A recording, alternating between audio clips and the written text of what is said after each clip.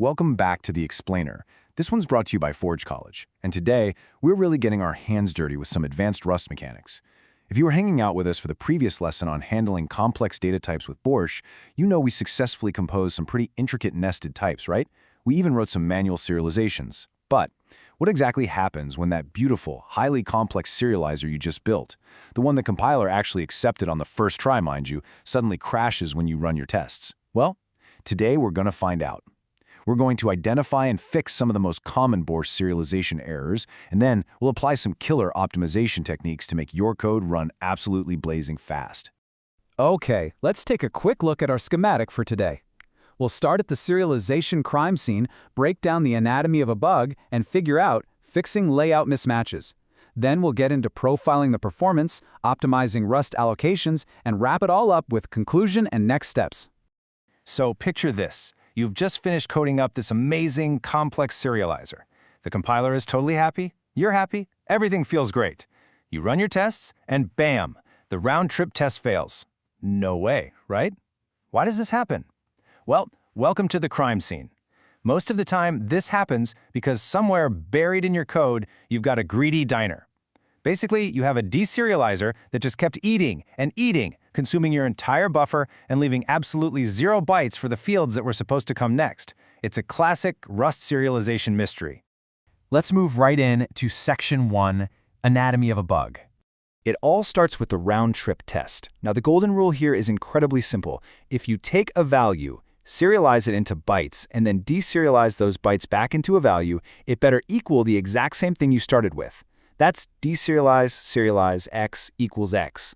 This is a massively critical test because bugs just absolutely love to hide in variable length collections, like vectors or in optional fields. When you rely solely on automatic derives without really understanding the underlying layout, these bugs will silently change your serialized sizes.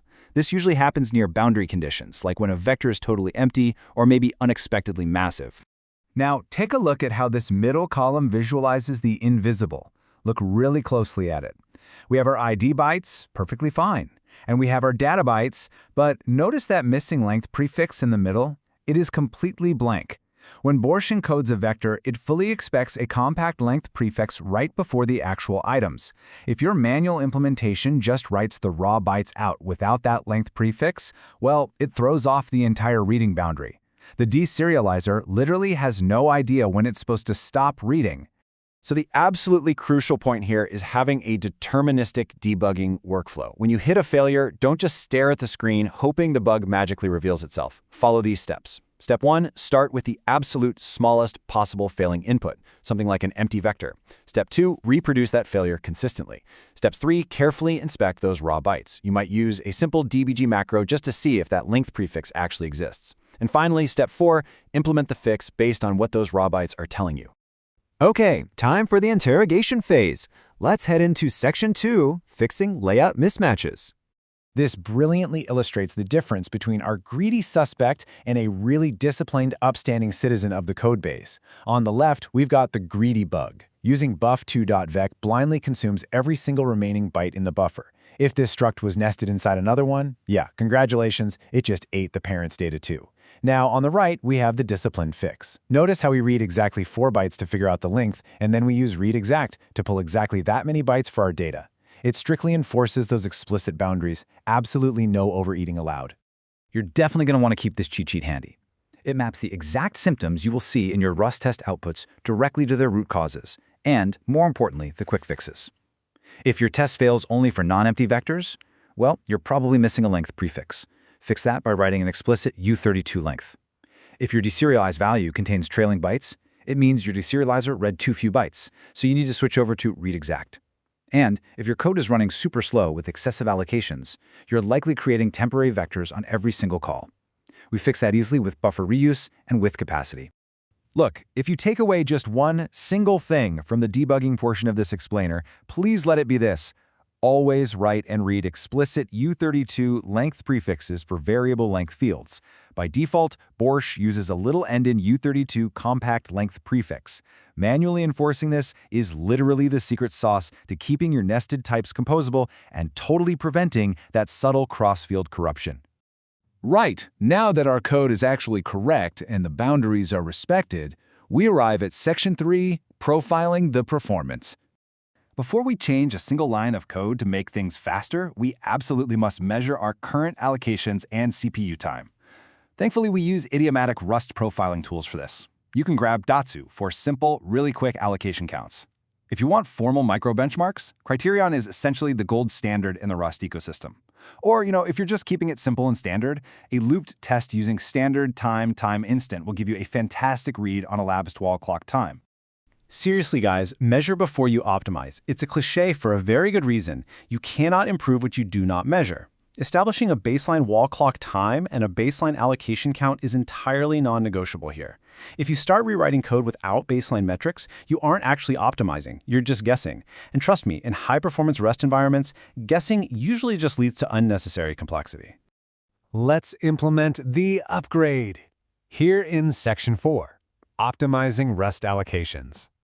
The main goal here is minimizing memory overhead on the hot serialization path. First up, absolutely avoid those temporary 2_v copies. They are total performance killers. Instead, you want to use exact reads into pre-allocated buffers.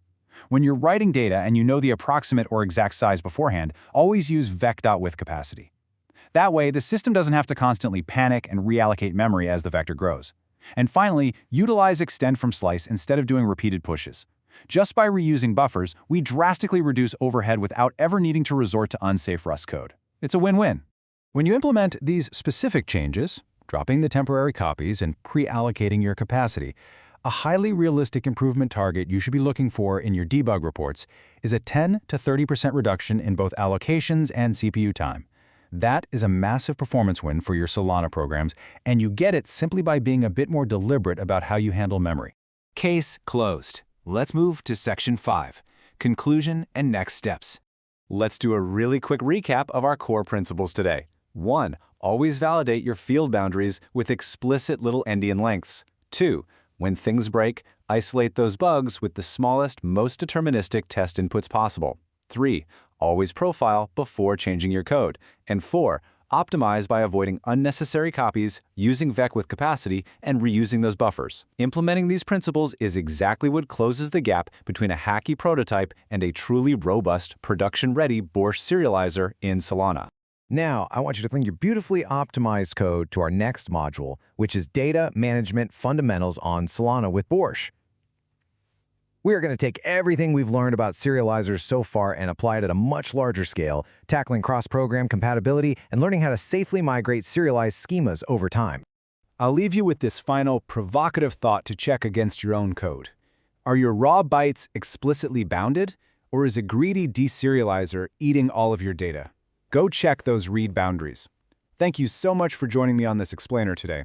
As a quick reminder, this content was made by Forge College. Be sure to visit forge.college to learn more about this subject, dive deeper into Rust profiling, and explore plenty of other fascinating Web3 topics. Happy coding out there, and I'll see you in the next one.